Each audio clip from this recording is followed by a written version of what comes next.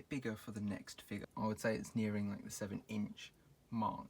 We'll get into the stand first, which you can see only part of behind. It's really big. I'll just go through the base first. So the base is just so cool to look at. This one is also quite heavy, of course, because the figure kind of needs a very good base, so it's nice of them to make one. Yeah, that's what underneath looks like, just kind of flat. It's not got any like spawn signatures or anything. This has got discoloured over time.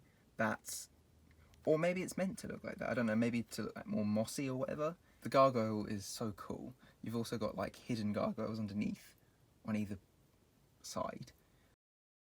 I don't know, for some reason, like this in particular reminds me of a royalty kind of sort of throne. Very, very nice. Very nice. And then you've got like the inner bit that breaks the whole kind of stone look. You've got 2 pegs as well, which help with balancing the character. The next thing is the cross, which I'll just go up as needs be slowly to show you kind of how long it is. Also, like, I'm fighting intrusive thoughts to kind of be like, the power of Christ compels you right now. It's massive. I think I used it as a prop for like a Halloween outfit once. The details. The back is so cool because it almost looks kind of like metallic. It's not. But like I think it's meant to look like stone. Of course it is. To me it looks like, you know, kind of like the pressed kind of floors that you see. I'm just going to rotate round. You can see a lot of this greening along it, you know. I don't know if that's a word. You know, sue me. There's a lot of green kind of going along, so maybe it's like an aesthetic choice that they chose on purpose. You've got a peg hole here, a peg hole here, and that's kind of pretty much it. And I'll tell you how I used to pose my figure in a minute. But yeah, this bit here is pretty cool. I don't know if this comes apart as well. No, this one doesn't. This is like the separate bit, and like of course where it kind of joins back into this thing here. I don't know if it'll work. Oh yeah, there you go. Sits flush. Also, for a while, because I think the base is more rubbery compared to this, because the figure was so heavy, it's gone forward a little bit, so I, for a while, twisted it round to kind of balance it out. I don't know why I showed you that, but just, you know, in case your figure does fall over. This one is a bit more delicate, I would say.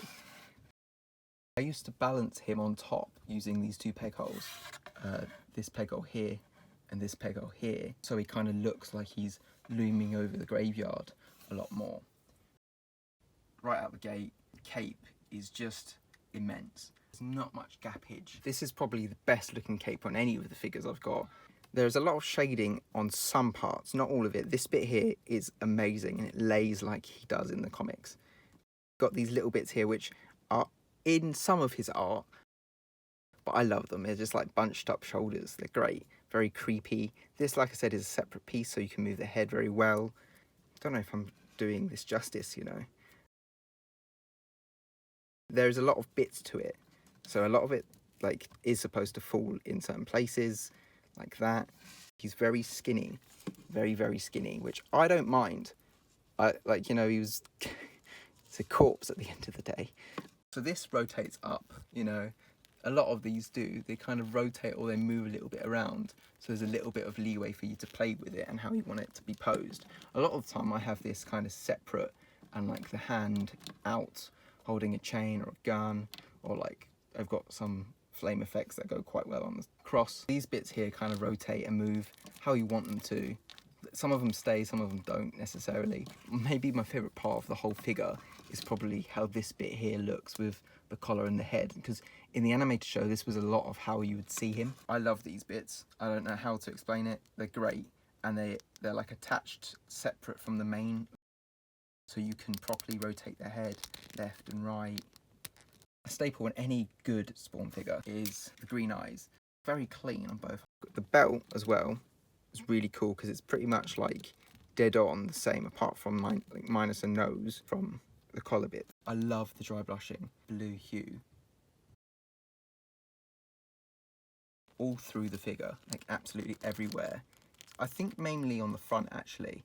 The legs look amazing, and especially because it makes it look like cloth. A lot of the other ones, made it look like a living goo or like just smooth.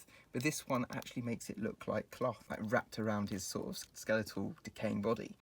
The pouch as well looks amazing. The bit here always irks me a little bit because they're off.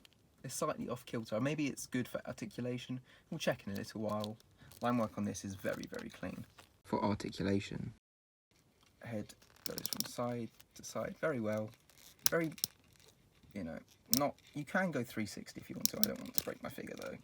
Head goes up as well, a lot more up than other ones. I quite like leaving him hunched because he always looks hunched in the comics. It's like sad.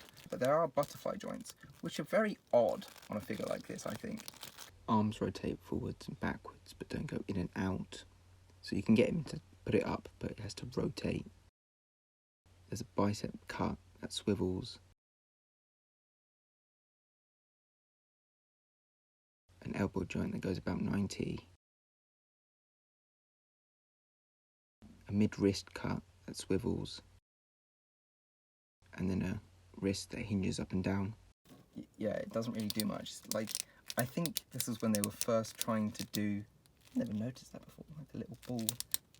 Oh, they're both sides. Oh, is that where like there was supposed to be another joint and they just didn't do it? I don't know. Is there a... Yeah, there's also like an ab crunch, which my one...